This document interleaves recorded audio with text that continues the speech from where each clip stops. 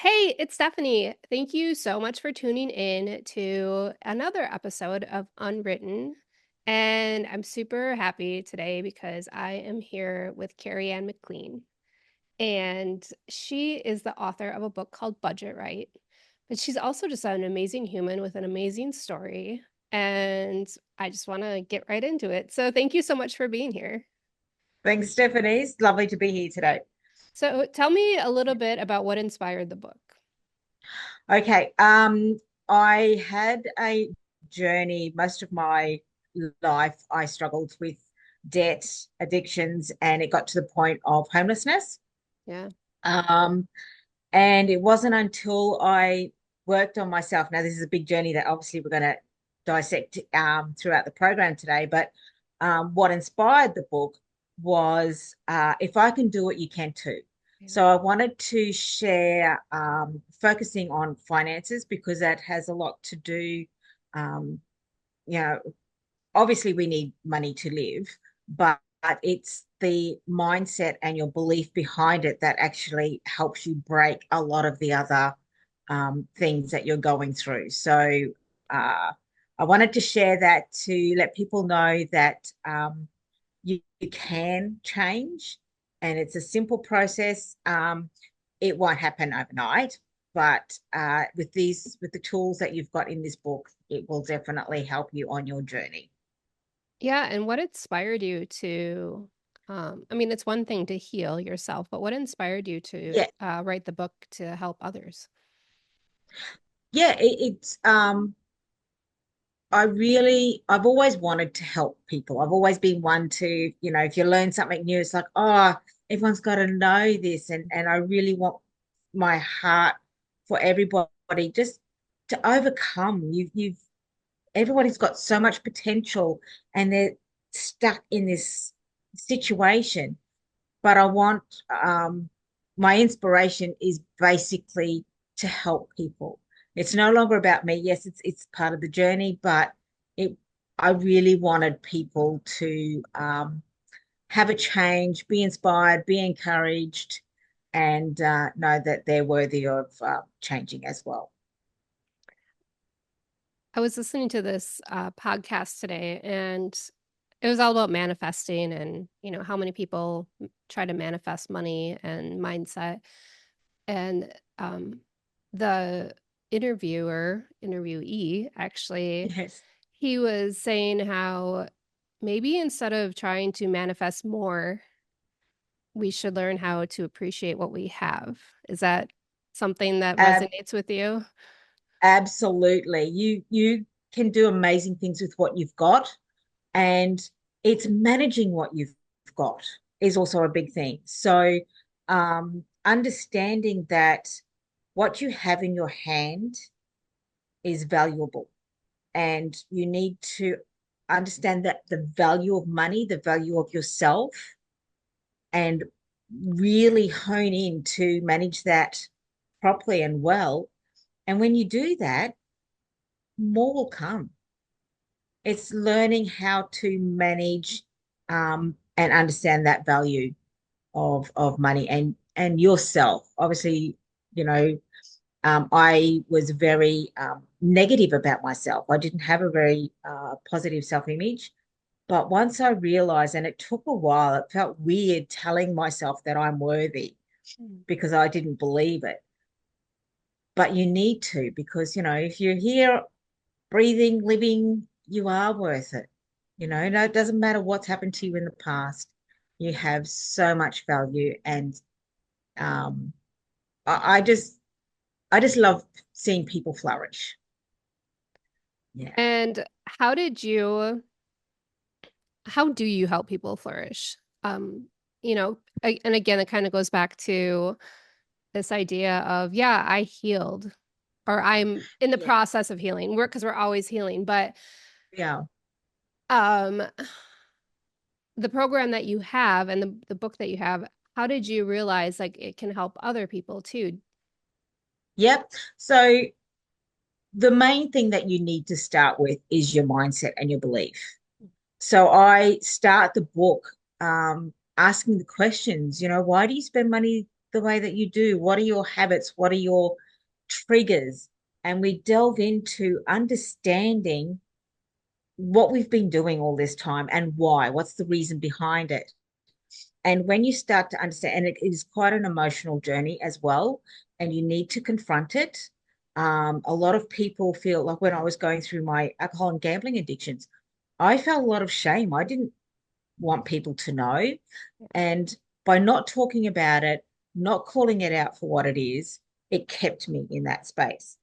So, what I like to do in the book and just tell people is when you realize what you've been doing has not been helping you, call it out for what it is, and then start working on your mindset to change it.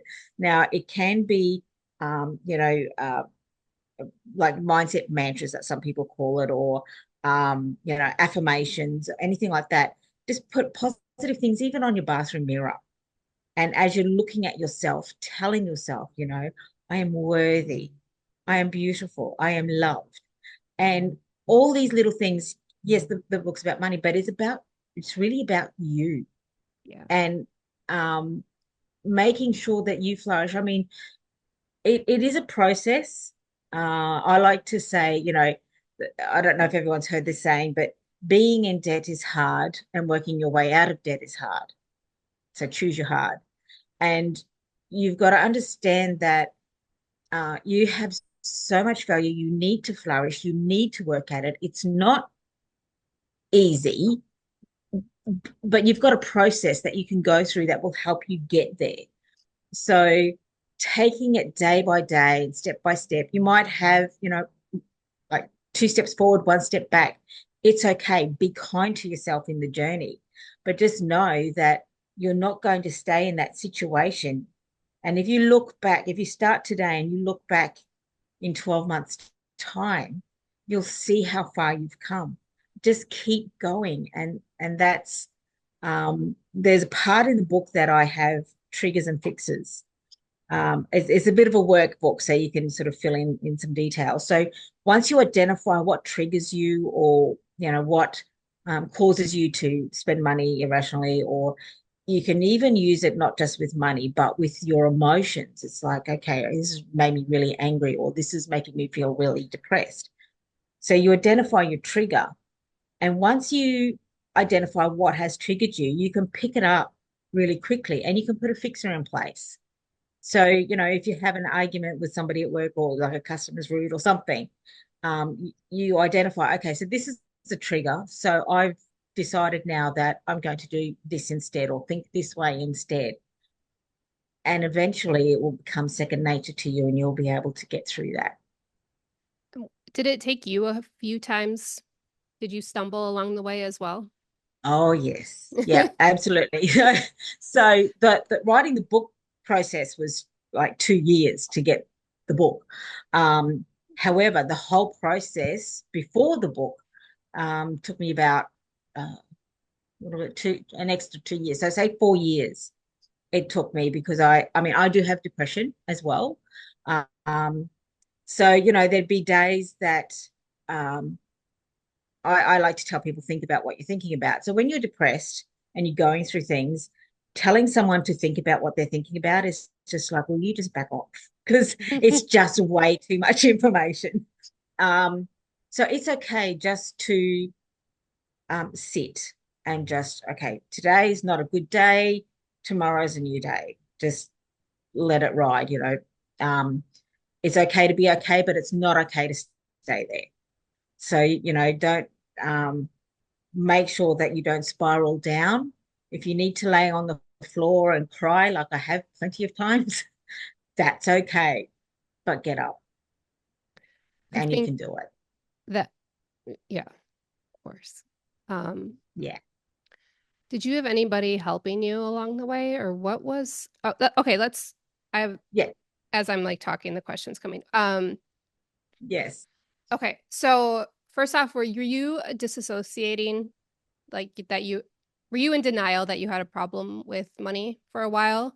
And then I'm gonna That's the first question. And then the second Yeah. question is, was it somebody or was it something you saw?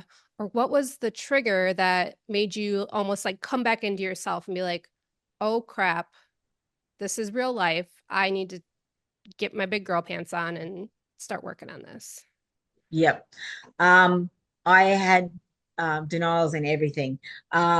So once I started working and started earning money, growing up, we didn't have a lot. We weren't taught how to manage money. We were taught how to get credit cards. Um, so I lived this journey for many years of just spending money willy-nilly, had multiple credit cards, using one to pay the other. And I was in denial in the way that I was thinking, this is normal life. You spend more than you earn and no regard for tomorrow or the future. Just live for the now. Um, it wasn't until I started having to sell my jewelry and furniture to put food on the table.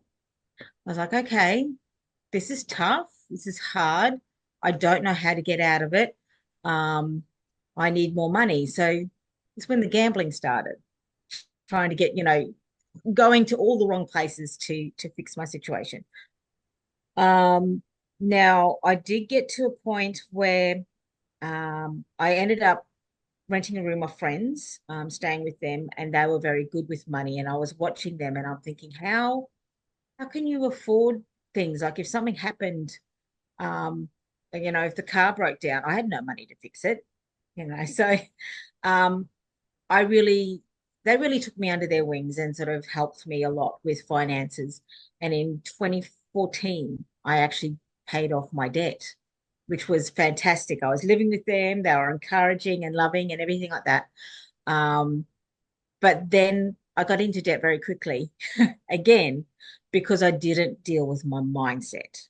Mhm. Okay. So, and then at that second debt was when I ended up homeless. Um, Your so friends I were like, realized, we tried once to help you, yeah, right? they're like, what is she doing? Yeah. And when I wrote this book, they're like, I never thought of mindset because I never had a negative money Yeah. mindset. Yeah. Or a Yeah, traumatic whatever that, that you were trying to fill. Yeah. exactly. So what happened was when I became homeless, I realized, okay, the process of getting out of debt did not work. I mean, it does work, but not with the way I was thinking. I was still in that old habit modes. So I had heard about, you know, money mindsets and sort Yeah. of think about what you're thinking about and everything like that. So I started looking and listening to different people on how do you change your mindset because it's like, well, this is what I think. How do Yeah. you change what you think? Um, so I learned that and I really worked hard on myself and like again it wasn't always easy. I did say earlier on this is an easy process. It's actually not. But what I mean is you've got processes here to follow which makes it easier. When I was looking for all the answers, I didn't have that. There are books out there that help you, deal with your finances. There are a book out there that deals with your mindsets. There are multiple books everywhere. But I wanted to do something holistically altogether that would really help people. Like when I was needing that help, I would have loved this book if somebody wrote this book for me, you know. Hmm. Um, so that was I think when you hit rock bottom in situations, it's when you sort of think, oh, this isn't working. I need to change. Although a lot of people are a bit quicker than I was at that point. They're like, oh, okay, we're starting to spiral here. Let's look at this. I waited till I hit rock bottom, but um, I think that's a you coping know, mechanism. Honestly, that's what that is. It's like it's not that bad yet. It's not that bad yet. When I'm yeah, exactly, here, then I'll change, but I'm not there yet. And you can kind of just keep pushing yourself. exactly, yeah, yeah. So it's been a journey and there are a lot of things to learn along the way. It can seem very overwhelming at first. Um, but you can do it. You really, everybody has the ability to change, to improve. Um, and basically with what everybody is doing, if it's not working for them, you need to change because you need to do something that will work for you. So with money, it's such a hard topic for women, Yeah. first off. Yes. We're not supposed to Yes. talk about how much money we make. That's And we judge each other based on how we look. mm-hmm. And it's a cycle, and it's a bad cycle. And even today I had an appointment that got moved. So I had an extra hour before my client came in. And the first thing Yeah. I thought of was like, oh, I should go buy a coffee. And it's like that's like the first thing. Oh, I could go spend some money. Yeah. And it's that whole thing like you mentioned, we spend it's really easy to spend more than we earn. And Mm-hmm. I would love for you to talk about maybe some of the maybe the mantras, the affirmations, some sort of something that you use that when you want to go spend money on, let's say, a coffee, it just Yeah. like how did you train yourself to nip that in the bud? Okay. What I did um, is I worked out how much I was spending on things. So uh, when I worked out my budget, I could see how much. So for specifically for coffee, okay. Yeah. Um, Or whatever. I used to Like, buy coffee every day, so I'd buy coffee every day, and it got to the point where I'd never had an overseas holiday, and I always wanted to go, but I never had any money. And somebody said to me, "Do you realize how much you spend on coffee over a year?" And I hadn't thought about that. And at the time, this is going back quite a few years ago, so coffee was a lot cheaper back then. But it was around about $2,000 a year I was spending on coffee. And I I had a friend that I went to school with who had recently passed away, and it really rocked me. And I thought, um, we always talked about going to Italy, and they'd passed. So I thought, you know what? This is ridiculous. I'm going to stop buying coffee and I'm going to save up and I'm going to go to Italy to celebrate both of us, you know. Mhm. So I did that. So it wasn't really a mantra that stopped me from buying the coffee. It was identifying how much I spent on this one thing that I didn't really need. And I love coffee, you know. I love a really good coffee. And coffee shops and small businesses do need our help. So I have what I call a tuck shop day now, when I can go out and buy my coffee and lunches and help our local businesses. But there is also to understand another little calculation when people sort of think about the money that they're spending. If I say to you, I'll ask you a question: how much does it take to blow $10,000 a year? Uh, Yeah, uh, it's I have no a idea. lot of money. It seems Yeah, like a lot of money, but I also have blown $10,000 in a year. So yeah, yeah. And it's easy to do. it It's the is. little things that we need to keep track of. So Yeah. spending $27.40 a day on miscellaneous things is Oh, $10,000 a day, a year. wow. Yeah, 27.40. So how many people go and spend 27.40 on groceries, coffee?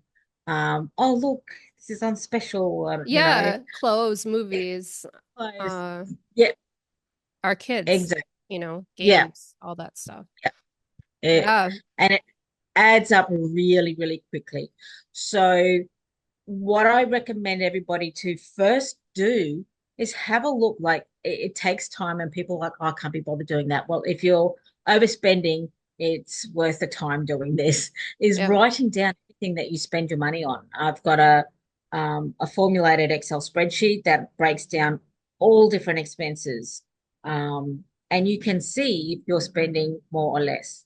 Now, I I'm going to just side note here is with your budget, I recommend that you break your take home pay into four cash flow segments. Um, I recommend 10% for your nest egg, so saving, 10% for giving, and nobody ever got broke for giving. And we all need charities and we all need Oh, I people. love And that. Yeah. yeah, yeah. So 10% for giving, 10% is your splash cash. So I love that saying, I've got my splash cash. Sounds, yeah. Yeah. So 10% of your pay, do what you want with it. If you want to use that for the coffees and going out and everything like that, it's like, yes, this is my money for me. I can do whatever I want. hmm And 70% is your expenses cash flow. So this covers all your bills, things that you're saving for, like holidays and things like that. Um, and using that 70% will also help you pay off your debt quicker, which I go in and show a way to do that. So the first step is obviously understanding how much you're spending. Um, there's different types of spending behaviors, and one is, which I used to do a lot, is status spending, which is spending money you don't have on things you don't need to impress people you don't like. Yeah. hmm Yeah. So, just understanding we've all got our own budgets. And with what we have to start with, we can do well with it. And I know cost of living and everything like that is getting ridiculous. So we need to look at ways of cutting back costs, which I also deal with.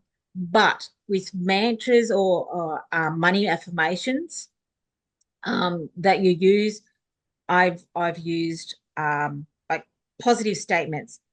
I manage my money well. Oh, yeah. And when you say that and you haven't been, you think you're an idiot. It's like I manage my money well, and then you can sort of see it drifting away. But the more you say it out loud and look at yourself, you can start to really believe that. And what your subconscious believes, and if you're telling it to start believing something different, it will start changing. Okay, so really need to deal with your mindset with that. So there's a lot of positive mantras. I manage my money well. I you know I spend on my cash flow, not on debt. So a lot of people, we always use the credit card, the tap and go, the pay now, buy later options, hmm loans, all that type of thing. We can live life without debt. We can. Um, Mortgages, on the other hand, are a lot different because a lot of people don't have, I don't know how much houses are over there, but average houses over here now are starting up to the $1 million for a house. So, um, you know, obviously a lot of people would have a mortgage unless you know Right. you Yeah. have that money. But generally living, we don't need to live with debt money. Yeah. Yeah. Um, I I have a question about how you feel about yourself now Now, versus how you felt about yourself then. mhm. I hated myself back then. I had no confidence. I was insecure. Uh, I really, I was actually a really horrible person way back then because I didn't like myself. I didn't want people to see the real me. So I came across as very rude and dismissing people because I didn't want people to be close to me. Um, and looking back now, I really I don't like to. I guess I'm ashamed of my behavior back then, but that's all I knew Mhm. because that was my coping mechanism. Now I'm confident.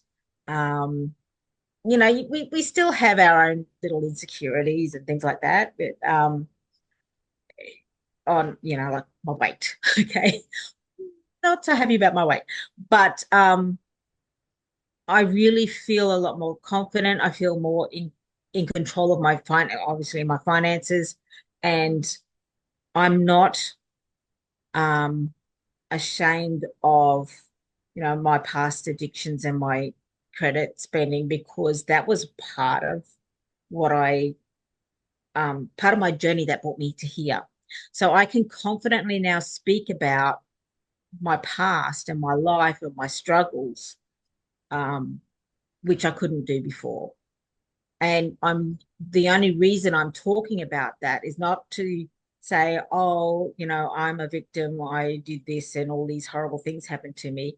It's to say, I had this horrible life, horrible stuff happen, but I overcome it and you can too. And this is how. Yeah. So, yeah, and that's what I really love doing now is being able to get up and talk to people. And it took me quite a while to get to the point of going, okay, so this was me. Mm-hmm. And yeah, but it's also part of the healing journey as well. When I did write the book, I self-published and I had a book editor help me. And I sent her the manuscript and she said, Carrie, you need to share your story in here. And Oh, it you took weren't me an extra, even. I was like, no, no, not talking about that. So it took me an extra took me an extra 6 months to actually share that. Um and now I'm confident in getting up and talking to people about it. With the hope that it encourages them and let them know that they can change as well. Yeah, it's funny you say that you didn't want to talk about the reasons why why you were overspending in the first place. And I think it's really important to uh, Mm, take that time. It doesn't have to be in a book. It doesn't have to be anywhere, but just to write out, oh my gosh, because look how yeah, far you've come. I know. And it has been an amazing journey. Looking back even 5 years ago, um, yeah, I have Wow. come so far, and Yeah. it's a blessing to be able to be on this side of it, knowing the struggle, and now I'm able to help others. Yeah. And it's almost a blessing to be on the other side of it too, because you went through Yeah, it and now you can help.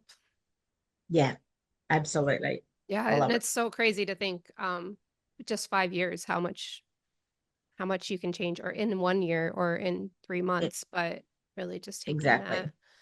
Yeah, Yeah, you know, I yesterday I had a call with a woman. I have a son that has cerebral palsy, so he's 26, and we were talking yeah, about setting up a plan for, if something were to happen to me. It's a special needs trust. And I couldn't believe how emotional it was for me to talk about with this woman because I'm going to start putting money for him. And what a yeah, relief.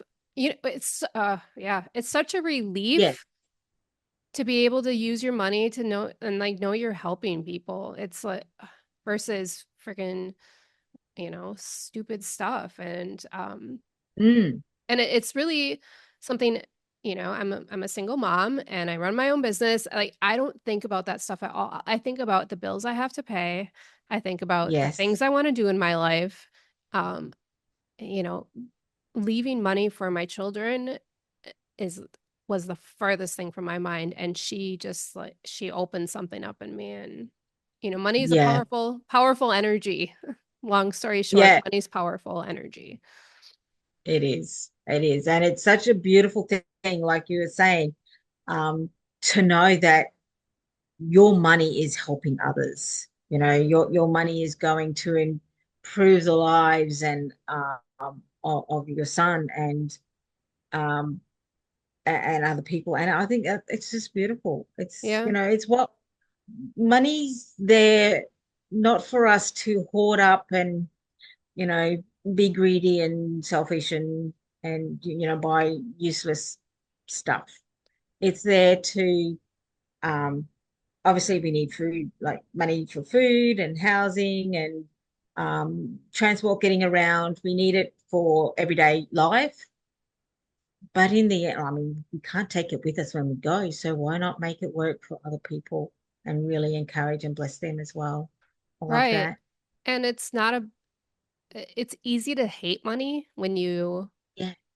are in debt or you've lost Hmm. it or you get it and then you lose it however you want. But really it's not about hating or loving. It's just about using that energy, that thing Mm. to create. Yeah. It's just a tool. It's not. Um, it's not the be all and end all. It's a tool that we use. So Yeah. what is next for you? You're such a nice, Yeah. fun person to talk to. So tell me what's going on with you. Like, what are you, what's the next step? Yeah. So what I'm doing at the moment, and it is take oh, so I work full time as well. So Oh yeah, okay. What do you do for yeah. your work? So I teach high school students to primary business, Oh, that's in awesome. all Okay. different schools. Yeah, and I love encouraging them. So, seeing them, because the process is 2 years, that we take them through this course. And, from year 11 and 12 over here in Australia. So it's really encouraging me to see when I first start with them to when they graduate with their diploma, and the experience and their encouragement and their confidence. That's the word. Their confidence building is really lovely. So I love that. Um, and then on top of that, um, I'm currently working on writing an online course for this book that I want to make it very reasonably priced. I mean, the book's only 25. Well, it's $25 in Australia. It's on Hmm. Amazon in America, so I'm not quite sure the price tip. I think it's cheaper up there. Um, but I really want to encourage people and make this affordable. I'd love to get it into school so people can understand the value and how to manage money without debt. Um, but as we were talking before, and you mentioned about leaving money for your son, what my ultimate goal from this book and any income from the courses and anything through Budget Ride is my ultimate goal is to live off 10% of that, and 90% of that I want to use to, create tiny home communities, or help with, homelessness and all these types of things. And that's going to be a very long process because, that's my long-term goal. In 10 years' time, I'd love to be able to start making housing affordable and,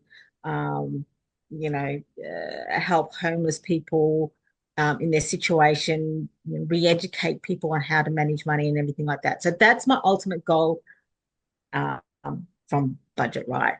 But Yeah. in the meantime, I'll just keep encouraging and supporting people where I can. I would think your Yeah. teacher background would be very helpful in creating that Mm. class. Yeah. Yeah. So I'd love to do online courses and face-to-face courses and coaching and everything like that as well.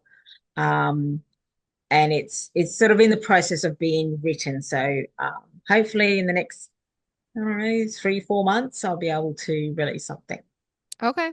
That's awesome. Yeah, hoping. You can come back on the show and you can teach us some more stuff. Yeah, I'd love to.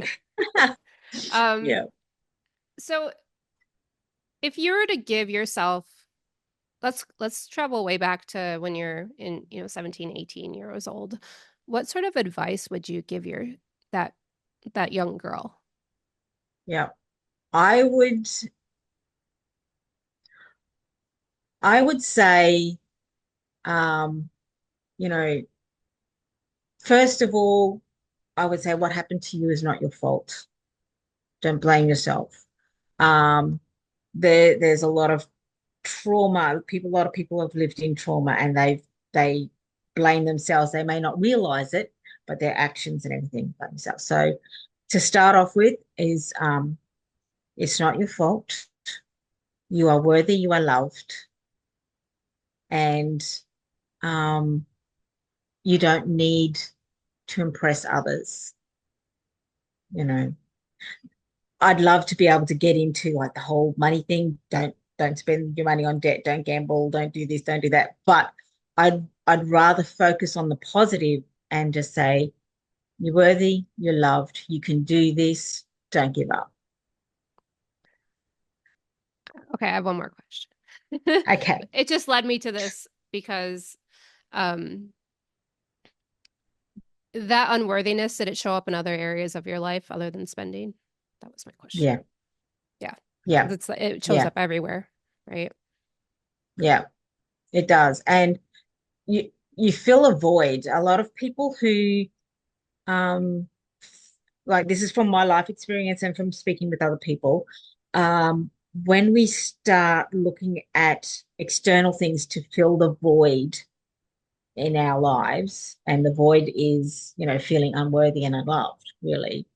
Um, we fill it with alcohol, we fill it with gambling, we fill it with shopping, we fill it with, all these external things. Oh, I want to do this and I want to live this way. And, um, you know, I never did drugs, but, people do like drugs and, multiple relationships, just moving on from one disaster to another and that type of thing. So knowing that you have so much worth and value and love yourself. You don't need to grasp these other things that are really not doing you any good. They're keeping you down. And, you might get the buzz of, like, alcohol, go out, have a good time, laugh and be the life of the party. But when you go home and you're alone and in that quiet place, you're not happy. Yeah. And if you don't have that happiness or joy, um, what you're trying to fill that with is not working for you. It's like up and down, up and down, up and down.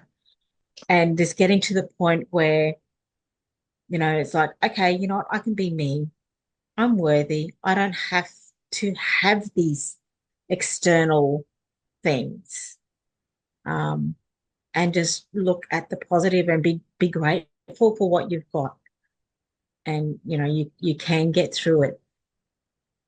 It may take some time to get to that point. Um, One thing that I would like, if I can encourage anybody that is sort of filling this void, to really look at that, because um, if you're filling the void with things that are not helping you, um, please change. I don't know how to say it in a not blunt way. Yeah. No, that's fine. It's okay to be Not blunt way. blunt. Yeah. So, just be encouraged that these external things um, can be costing you money and your health and your emotional well-being, your mental health, and you really need to look after you. Yeah. Yeah. That's yeah, I love that. yeah. So how can people find Yes. you? So, and how can they work with you? How can they, do you have a website? Is it just Amazon? How do we find you? Okay, so I do have my own website. It's budgetright.com.au. So I'm in Australia. My book is also available on Amazon. So the book is Budget Right, and the subtitle is Eliminate Debt and Improve Your Financial and Mental Wellbeing. So it's holistic. Also, if you're on Facebook and Instagram, my at handle is Budget Right Book.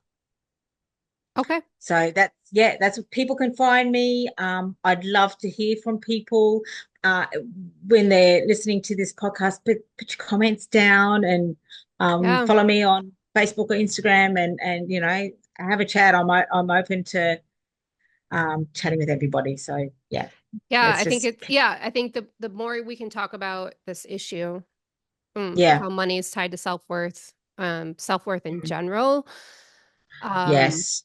and the cycles that we put ourselves through until we realize we don't have to. Um, Hmm. I think the more we'll rise. So, Yeah. uh, uh, Yeah. anything else you want to add? You can do this. You've got this. And I love this saying. Is it always seems impossible until it's done. Oh, Yeah. And there's also another word, like, impossible, which is I am possible. So I'm possible. So yeah, oh, you should put look that on a after you. t-shirt. I love that. Yeah. Just want everyone to look after themselves, their mental health, and just be kind to yourself in the journey. Yeah, I I love that. That's a great way Beautiful. to end. Carrie Ann, thank you so much for Thank being here today, and thank you to my listeners that tune you. in. Yes. I appreciate you all, and have Yeah. a great night. Thank you. Thank Thank you you. so much.